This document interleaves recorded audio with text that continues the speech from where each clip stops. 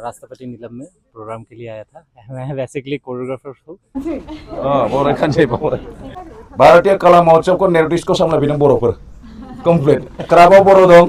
Hello everyone, it's me RK. नोंथांमोना नायगासिनो बड' डमास्टिक ट्राभेलिं ब्लग। आं दिनै बड'लेण्डनिफ्राय मोनसे पार्सेल अर्डार होदोंमोन। बेयो मा बेखौ आं आनबक्सिं खालामनि, नोंथांमोना भिडिअखौ नायब्लानो जाबाय। नै आंनिया पार्सेला बड'लेण्डनिफ्राय सफैबाय। बे बङाइगावनि क्वीन स्ट'रनिफ्राय सफैदों। बेखौ आंनि आलासिफोर खास आलासिफोरनि थाखायसो आं बेखौ अर्डार होदों। नोंथांमोना भिडिअखौ जोबजासिम नायब्लानो जाबाय। दिनै सेथियाव जों बिथांखौ गांसे आर'नाइ होनानै बरायनाय थासिगोन।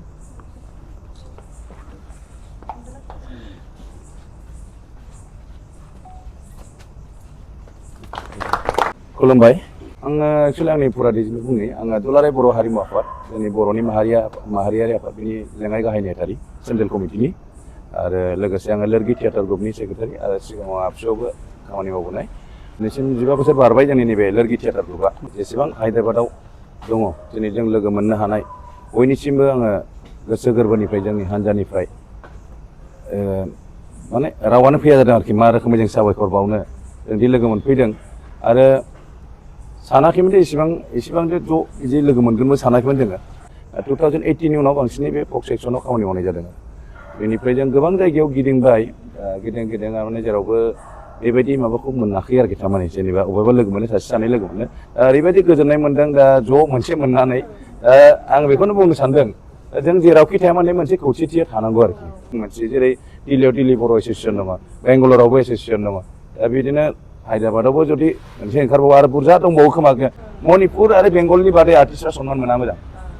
मणिपुर आरो बेंगलनि बादै मणिपुरा बिराद आर्टिस्टखौ बिराद सनमान होयो, बेंगलावबो बिराद सनमान होयो। दिनै सिक्किमाव बिराद मोजां खालायो, सिक्किमाव दिनै आर्टिस्टफ्रा बेथन मोनजोबो, बेफोरबायदि आरो। खिन्थु जोंनि माबाफ्राव दिनै जोंनि बड'लेण्डआनो होन, आसामानो होन, दस्रा जौगानो आर्टिस्टनि खुनु भेलु गैयि खालायो आरोखि। बराय खानसे बिथांनिफ्राय फंनैसो कमेन्ट जोङो बिनो सानदों।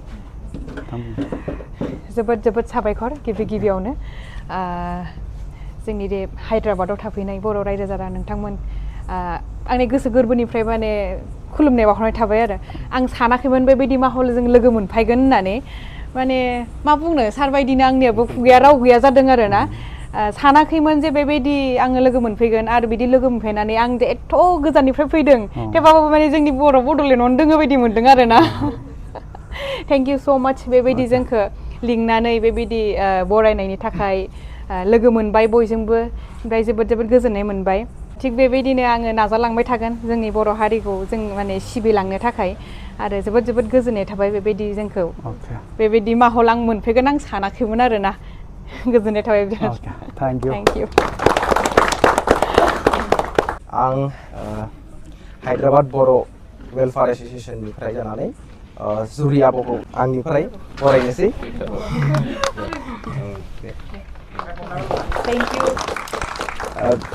बिथाङा जोबोद माल्टि टेलेन्टेड। बिथाङा मेथाइबो रोजाबनो रोंगौ, मोसानोबो रोंगौ। ओमफ्राय आब'आ एसे गावनि बागै बुंनानै होयोबा मोजां जागौमोन। जोबोद साबायखर आरो आंखौ फिन खेबसे बिदि बरायनायनि थाखाय। बेनिफ्राय आगैनि चेनेलावबो गासै रायजो राजा नोंथांमोनखौ आंनि गोसो गोरबोनिफ्राय खुलुमनाय बावहरनाय थाबाय। आरो जोबोद गोजोननाय मोनदों जों बे हायद्राबादाव फैनानै गासै बर' रायजो राजा बिथांमोनखौ लोगो मोनफैगोन होननानै आं सानाखैमोन आरो ना। जोबोद गोसोआव गोजोननाय मोनदों। बेनिफ्राय बेयावहाय फैनानै माने सारमोना जे आंखौ फुड स्टलाव दङ, आं देग्लाय फैदों दे फुड स्टलाव भारतीय कला महोत्सव माबायाव मा होनो राष्ट्रपति निलायम, बेवहाय जोंनिया प्रग्रामा 27निफ्राय स्टार्ट जादोंमोन ना। 27 रिहार्सेल, ओमफ्राय 28 जों दा 6 अक्ट'बरसिम जोङो बेवहाय दं आरो ना।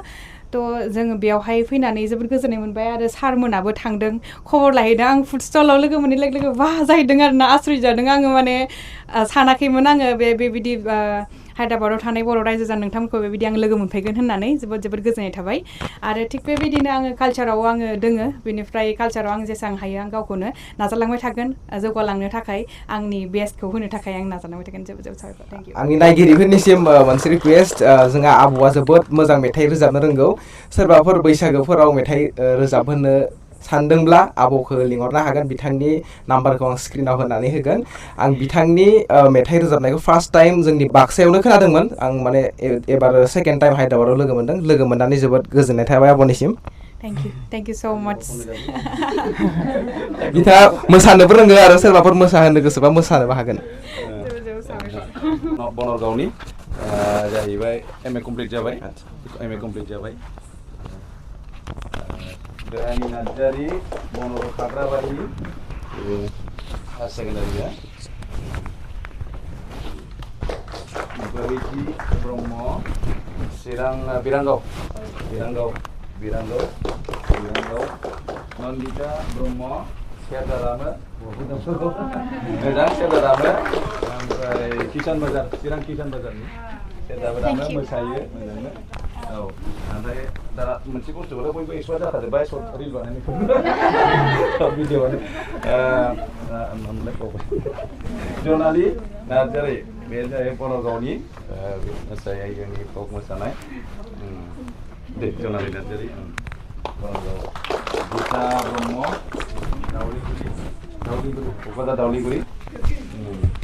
क'क्राझार दावलिगुरि कपिला नार्जारि बेहा जाहैबाय बेनि बिनानाव नैबे जनालिनि बिनानाव जाहैबाय बेयो बिनानाव ब्रह्म बे जाहैबाय बिदिसरनि बियादै जाहैबाय बे दावलिगुरि जाहैबाय बनरगावनि हायनारि ब्रह्म बेयाव समायना ब्रह्म बेयाव चिरांनि बिरांगाव ना बिरांगावनि बे अमृत ब्रह्म सिफुं सेरजा दामो बे जाबाय टिपकाइनि पर्बतजरा बे जाहैबाय Samiran Brahma choreographer dance complete खालामनाय लोगोसे थियेटार इन एजुकेसन कर्स खालामना फैनाय त्रिपुरानिफ्राय बिथाङा ड्रामा फोरोंग्राबो सासे एक्टरबो डिरेक्टरबो आरो बेनिफ्राय दङ जोंहा खुलुमगिरि मोसाहारि बे जाहैबाय गसकाटानि बे सिंगार मोजां सिंगार जाखांफुनाय सासे गोदान माबायाव फरायगासिनोबो मिउजिक कलेजाव बेबाय चिरां बेना मामोन आमगुरि बिरांगाव थिनाय आमगुरि बेयाव सेरजा सिफुं दामजोबो गासिबो जोंहा राजेश बर' रानिनि करिय'ग्राफार बिराद एस्टाब्लिश करिय'ग्राफार गोबां फिल्म एसामिस फिल्मफ्रावबो करिय'ग्राफ खालामबाय बिथाङा आरो लोगोसे दानि नैबे अस्टालक्ष्मी रंग'लि जि प्रग्राम जादों बेनि एसिस्टेन्ट करिय'ग्राफार डक्टर प्रसन्न गगৈ सारनि लोगोसे दंबावो जोंहा दे बेनो होगोन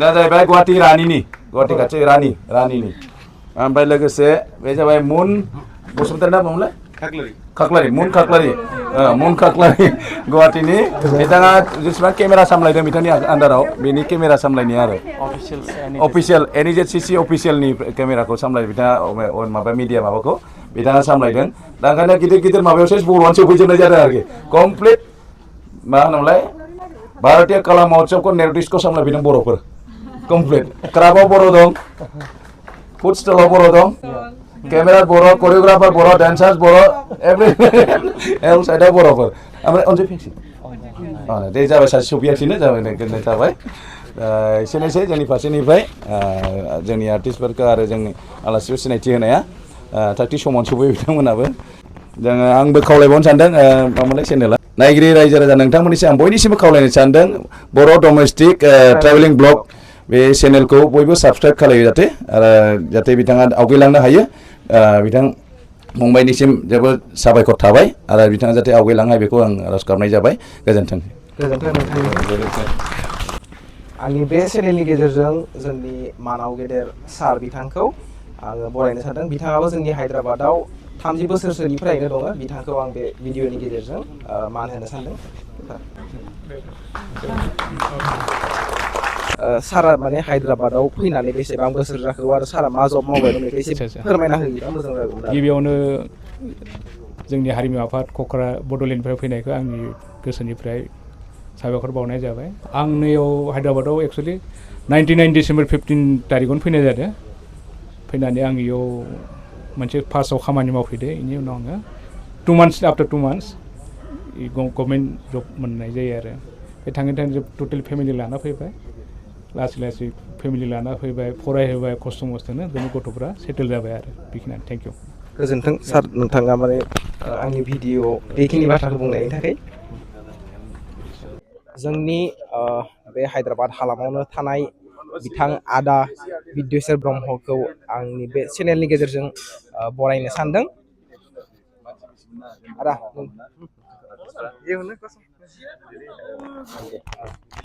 बिथाङाबो आदायाबो हायद्राबादाव गोबां बोसोरनिफ्रायनो दङ नोंथाङा एसे फोरमायना हो हायद्राबादाव नोंथाङा माने बेसेबां मायथाइयाव फैदोंमोन नोंथांनि आंनि नामा बिदिस्वर ब्रह्म आं क'क्राझारनिफ्राय आङो 1999 आवनो फैनानै दिनैसिम बे हायद्राबादावनो फिसा जब मावनानैनो दंगासिनो दं बेनि गेजेरजों जोङो बयखौबो बर' हारिखौ बयजोंबो जोङो खौसेथि जानानै थायो दा हायद्राबादाव ओमफ्राय दिनै नों जोंनि बावहाय आसामनिफ्राय कालसार देखायफैनाय सारमोन बा बिनानाव बयखौबो जोङो लोगो हमनो होननानै जोंनि बाहाय लेंहरनाय जादों बयखौबो फैनायनि थाखाय जोंनिसिम बहुद रोजा रोजा साबायखर थाबाय फिन खेबसे गोजोननाय थाफिनबाय जोंनि बे हाबाफारियाव नुजाथिफैनो हानायनि थाखाय মোৰ নাম মনমোহন হেগলাৰী মই ভিডিঅ'গ্ৰাফাৰ গুৱাহাটী थैंक यू फिन खेबसे नोंथांखौबो अच्छा मेरा नाम राजेश बोरो है मैं गुवाहाटी से बिलोंग करता हूँ और फिलहाल अभी हैदराबाद में ये हमारा राष्ट्रपति नीलम में प्रोग्राम के लिए आया था मैं बेसिकली कोरियोग्राफर हूँ बोडो वीडियो एल्बम्स कोरियोग्राफ करते हैं एसमिस करते हैं और मिनिस्ट्री से जुड़ा हूँ फिलहाल थैंक यू सो मच बहुत ही अच्छा लगा ये माहौल देख के इसीलिए आया हूँ क्योंकि ताकि आप लोग से मिल पाऊँ मैं थैंक यू सो मच शुक्रिया फिन खेबसे फिन खेबसेयाव फंबायनि खावलायनाय हिसाबै आङो साबायखर बावगोन जोबोद ओरैबायदि गोजोननाय मोन्दों दा फैबावबाय आरो गोबां दंबावोमोन जों सफैजोबनो हायाखै माखासेया सोलाबाखिसै दा जाय बिथांमोन दं मिजिंथियो जोङो भबिष्यतआवबो सफैगोन होननानै आरो बिथांनि चेनेल मामोनलाय बर' डमेस्टिक ट्रेभेलिं ब्लग बेयाव नाम्बारखौ मोनगोन बिदिनो बेहाय नांगौ जगाजग खालामबा बेवहाय सोरजोंबाफोर मानिबा उसुबिदाफोर जायोबा एसेबाबो जगाजग खालामनो हागोन जोङो दिल्लीफ्राव थाङोबा बा बेंगालरफ्राव थाङोबा एसे कन्टेक्टआ गोबां दङ दा नै हायद्राबादफ्राव दा गिबि खेबै नैबे आरामना दा जे माबा लादों हाबाफारि लादों जेरै ज' जानायनि थाखाय मोनसे एस'सियेसननि दारै मोनसे खालामलांनो लासै मोनसे जों खौसेथि जालांनो थाखाय आरो जोङो जाहाथे आवगायलांनो हायो बयबो मोजाङैनो बेनि हाबाफारि लानो थाखाय जोङो साबायखर बावबाय जाहाथे बयबो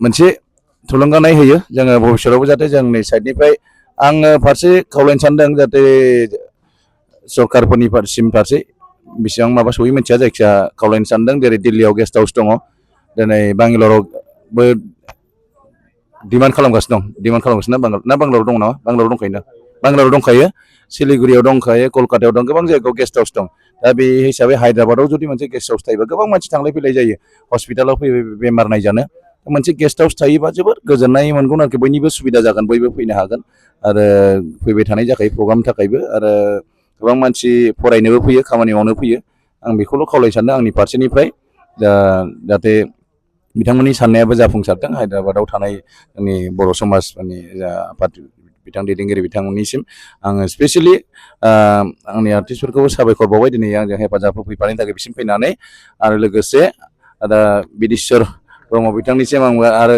खनले आं साबायखर बावबाय बिथांखौ आरो माब्लाबा बावनो हानायनियाव बिथांमोनखौ एसेयावनोसै गोजोन्थों आदाया बे बाथ्राखौ बुंना होनायनि थाखाय बिथांनिसिम रोजा रोजा गोजोननाय थाबाय दिनै जोंनि बे हाबाफारियाव बिथां आदा फंबाय बिनानावमोन सारमोन बिथांमोना जोंनि बे हाबाफारियाव नुजाथिफैनो हानायनि थाखाय गोजोन्थों आदाया बहानि आरो मा मुं गामिनि नायबा एसे मोजां जागौ खुलुमबाय आंनि मुङा खुलुमगिरि मोसाहारि आरो आङो क'क्राझार कचकाटा गामिनि नर्थ कचकाटा गामिनि नोंथाङाबो एसे गावनि सिनायथिखौ होयोब्ला खुलुमबाय आंनि मुङा समिरन ब्रह्म आंनि डिस्ट्रिक्टनि मुङा क'क्राझार आरो आंनि आनसलिकनि मुङा पस्ट अफिसा माने दतमा ओमफ्राय गामिया मलानदुबि गोजोननाय थाबाय नोंथाङाबो खुलुमबाय आंनि मुङा अमृत ब्रह्म आं टिपकाइ सुखनजरा गामिया गोजोन्थों टिपकाइआव थाङो बहुद बार थांबाय आं टिपकाइआव माब्लाबा फिन खेबसे थांबाथाय बड'लेण्डआव लोगो मोनगोन नोंथाङा गावनि सिनायथिखौ खुलुमबाय आंनि मुङा समायना ब्रह्म आं चिरां डिस्ट्रिक्टनि गामिया जाबाय बिरहांगाव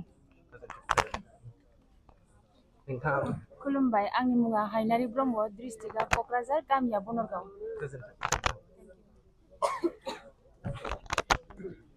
खुलुमबाय आंनि मुङा रैसुमै ब्रह्म डिस्ट्रिक्टआ क'क्राझार गामिया दावलिगुरि खुलुमबाय आंनि मुङा पपिला नार्जारी आं क'क्राझार डिस्ट्रिक्टनि गामि बनरगाव खुलुमबाय आंनि मुङा गिता ब्रह्म डिस्ट्रिक्ट क'क्राझार गामि दावलिगुरि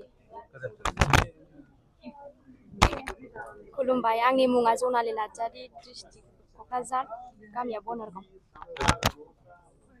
नोंथाङाबो गावनि सिनायथिखौ होनानै ला खुलुमबाय जोंना डिस्ट्रिक्टआ चिरां ओमफ्राय गामिखौ मिडिल खामारपारा होनो आरो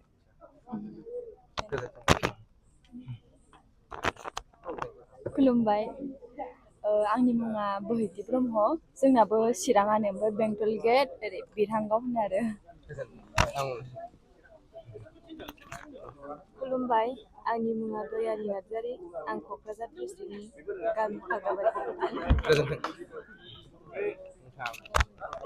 खुलुमबाय आंनि मुङा हिरिना ब्रह्म क'क्राझारनिनो आंबो गामिया बनरगाव आब'खौ आरो फिन खेबसे गावनि सिनायथिखौ होना लानो थाखाय आं खावलायबाय खुलुमबाय आं जुरि बर' आङो उदालगुरि भेरगावनि आब'निसिम जोंनि बे हाबाफारियाव नुजाथिफैनायनि थाखाय रोजा रोजा गोजोननाय थाबाय खुलुमबाय आंनि नायगिरिफोर आरो भिडिअखौ नायनानै मोजां मोनोब्ला भिडिअखौ लाइक खालाम आरो भिडिअखौ शेयार खालाम आरो भिडिअखौ नायनानै मोजां मोनदोंब्ला कमेन्टबो खालाम नोंथांमोना आरो बबे बबे जायगानिफ्राय आंनि भिडिअखौ नायदों बेखौबो कमेन्ट खालाम गोजोन्थों